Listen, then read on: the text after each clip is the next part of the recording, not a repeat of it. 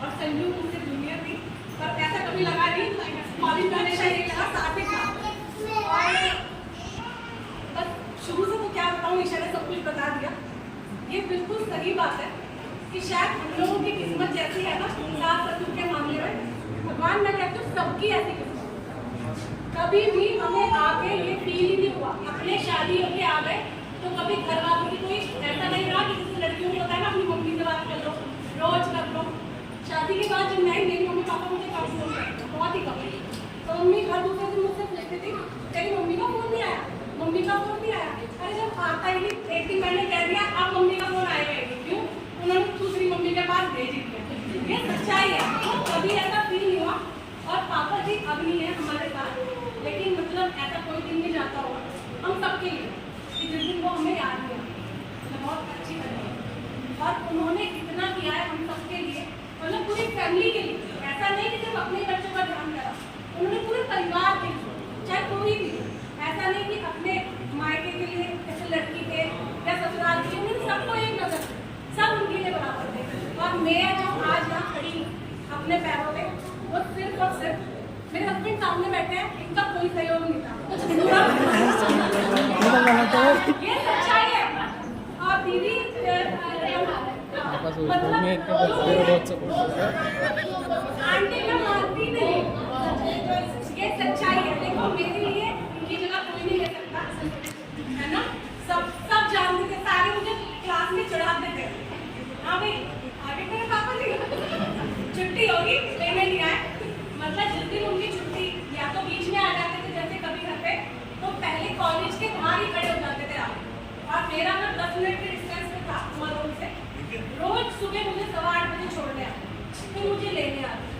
ऐसे ही उन्होंने नौकरी ले लिया। मैं जानी से मुझे बार-बार, मैं कभी गाड़ी लेती हूँ और मैं जानी नहीं पूछती हूँ, तो वो मुझे रोज कोई पढ़ता नहीं, मैं छोड़ते सुबह छोड़ के आना 9:30 बजे और दोपहर में 2:30 बजे सीधा गाँव में पहुँच जाना, चलो बस।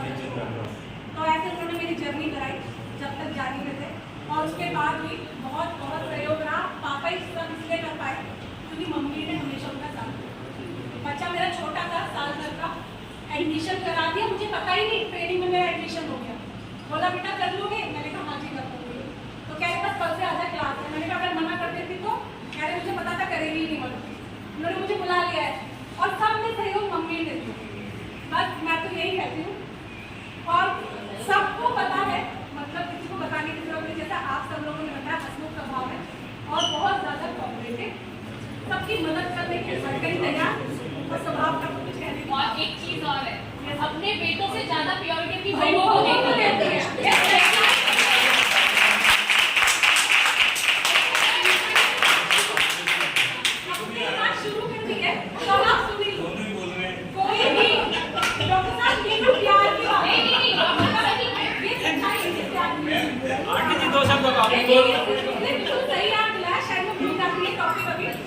अगर मम्मी की कुछ भी बात होगी ना, कभी अपने लड़कों को फोन नहीं करेंगे, सीधा फोन करेंगे, या तो उसे करेंगे ईशा को या मुझे।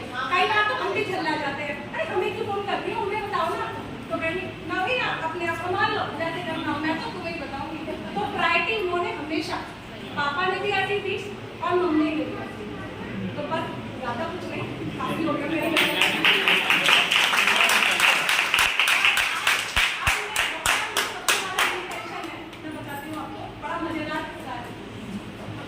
रिटायर तो हो जाऊंगी, वैसे तो उम्र तो देख थोड़ी सी कम लिखी है मेरी,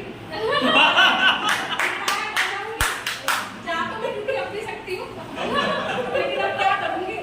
तो मैंने कहा अब क्या इरादा है, कॉन्ट्रैक्ट पे करने का मन तो नहीं है क्या, लेकिन मैं वैसे तो है नहीं, लेकिन अब मैं रिटायर होगी। मैं मुझे बता मैं करूँ क्या, डॉक्टर साहब हम इतने परेशान हैं।